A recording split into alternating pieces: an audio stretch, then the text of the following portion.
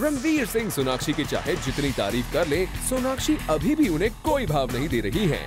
There was a statement that I would like to work with him, which was made into so and so and so and so and so and so and so and so and he's hot and I would like to date him. Ranveer Sonakshi को hot नहीं लगते हैं। सोनाक्षी रणवीर के बारे में क्या कह रही हैं, आप भी सुनिए। There was a statement that I would like to work with him, which was made into so and so and so and so and so and so and so and so and he's hot and I would like to date him. जब से दोनों ने एक साथ film लुटेरा sign की है, तब से दोनों के हिडन रिलेशनशिप की खबरें फिर से आने लगी थी, लेकिन इस बार भी सोनाक्षी ने तोड़ दिया रणवीर का दिल।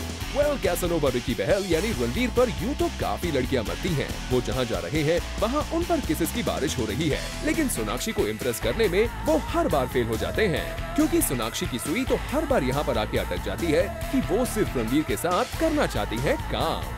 There was a statement that I would like to work with him, which was made into so and so and so and so and so and so and so and so and he's hot and I would like to date him. But no, I would like to work with him.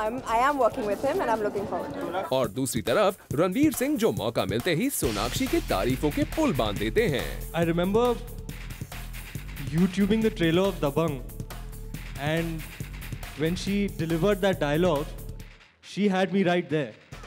So I've been wanting to work with her since then. And I'm very excited that it's finally happening.